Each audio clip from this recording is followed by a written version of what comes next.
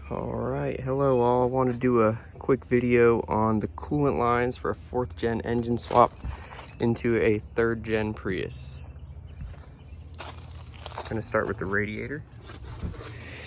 I believe this is the same hose that was on the 3rd gen engine. So thermostat to lower radiator.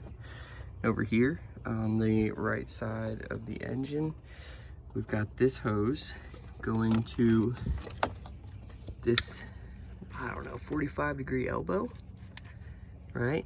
This is a big line just to show comparison. And then that goes into the bottom of the radiator using the stock 3rd gen hose. Now here's a note. This and this came from a 4th gen Prius. It came on this engine when I bought it and it worked. I no longer have the big metal hose, as you'll see. In addition to that, what we have back here is all the same stuff from the 3rd gen Prius. So starting here, this line goes to the bottom of the heater core. Okay, top of the heater core right here comes out and goes down to the catalytic converter. Catalytic converter, water goes down to the catalytic converter, comes up through this hose here, and this hose goes to the top of the EGR cooler. I'll show that in a second. And then in addition to that, you've got the hose that tees off from this line here, coming down here. It goes into the bottom of the EGR cooler. All right, we'll show the EGR cooler now. All right, took it out, just thought it might be easier. So I just kind of lay this in here, and not to make this a video about EGR coolers, but right now I'm only using 1 bolt from this.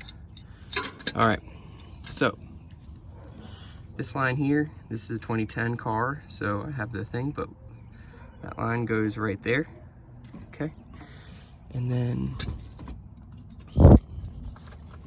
this line that comes from the T, from the catalytic converter down there, goes right there, okay? Now coming to the front of the EGR cooler, we've got this line comes here, and you can see where I had to bend this coolant line just a little bit. I used a butane torch. This line, this skinny line, goes right to the top of the throttle body. Okay.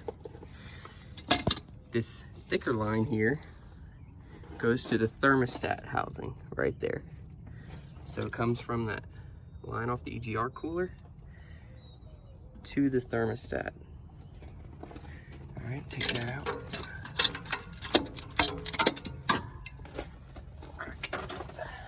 After that, I don't think I did this line yet. So this line comes out of there. I did the T from what is the guy's name? Fix That Prius, I think is the YouTube channel, and that tees to the side of the throttle body. Okay, the rest of it comes up to this Y junction that eventually goes to the coolant bottle. This line did not change at all. That line comes and goes to the top of the radiator. Same with this line, did not touch it. Nothing changed, and of course that's not for the engine, that's for the inverter, I think. No, I'm not sure that's right, but anyway, maybe, yeah. All right, and then of course your water pump is not the same as a 3rd gen Prius.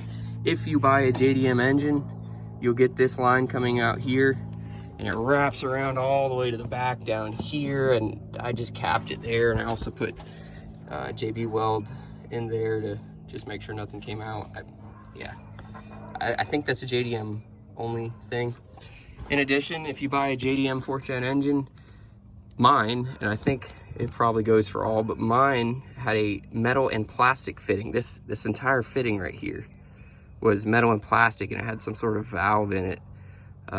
Was not able to use that, so I had to buy a USDM. I don't know what this is. Coolant fitting, sure. So keep that in mind. If you're buying a JDM engine, you will have to buy this, and you can usually see that from the pictures. And other than that, yeah, just preface this whole thing, I guess not a preface anymore if it's the end, but this is a the intake off my 3rd gen.